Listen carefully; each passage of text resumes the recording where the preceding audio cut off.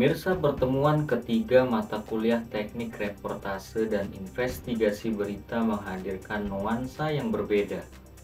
Tidak sekadar duduk mendengarkan materi saja, kali ini mahasiswa diajak merasakan langsung bagaimana pengalaman menjadi reporter di lapangan. Sebuah simulasi liputan yang memperlihatkan betapa menantangnya menyampaikan berita secara langsung dari tempat kejadian. Saya Muhammad Fauzan akan melaporkan jalannya pertemuan ketiga ini, dari mulai simulasi reporter hingga pembahasan materi tentang informasi dan wawancara dalam reportase.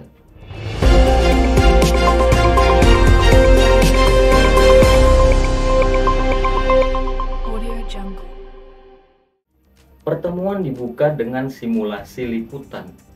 Kelompok mahasiswa yang mendapat giliran minggu ini ditugaskan memperagakan bagaimana seorang reporter meliput sebuah pertandingan olahraga.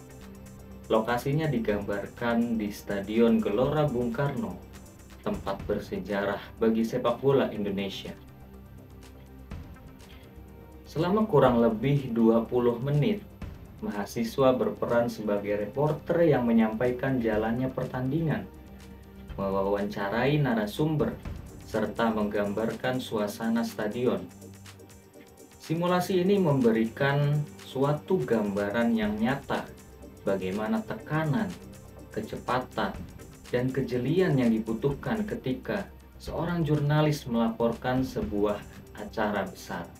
Setelah simulasi usai, kelas kembali fokus pada teori. Bapak dosen melanjutkan pembahasan dari minggu sebelumnya.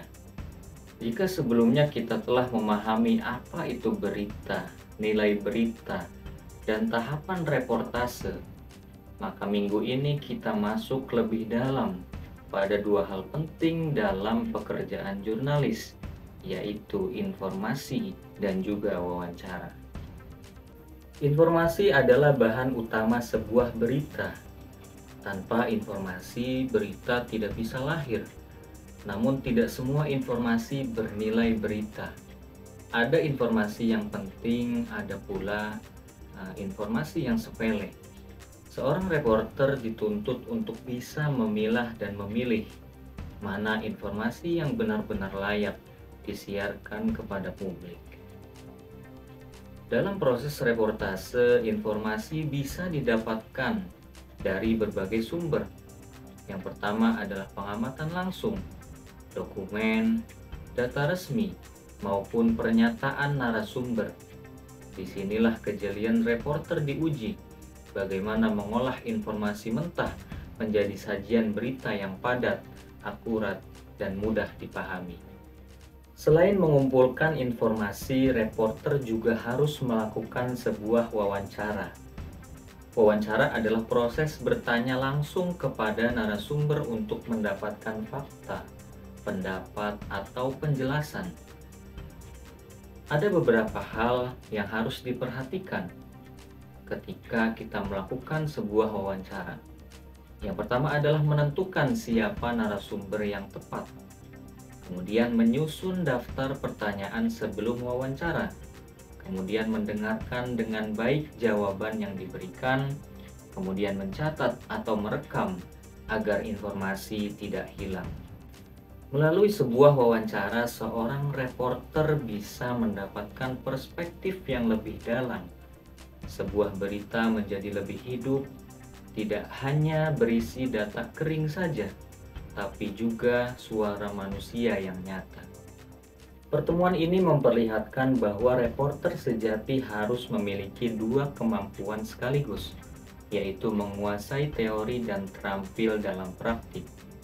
Simulasi liputan di Stadion Gelora Bung Karno melatih mahasiswa untuk tampil percaya diri di depan kamera. Sementara materi tentang informasi dan wawancara menekankan pentingnya ketelitian, keakuratan, serta kemampuan menggali data di balik sebuah peristiwa. Dari pertemuan ketiga ini kita belajar bahwa reportase bukan hanya soal menyampaikan apa yang terlihat saja, tapi juga menggali informasi yang tersembunyi di dalamnya. melakukan wawancara yang mendalam, dan memastikan berita yang disampaikan benar-benar bermanfaat bagi publik.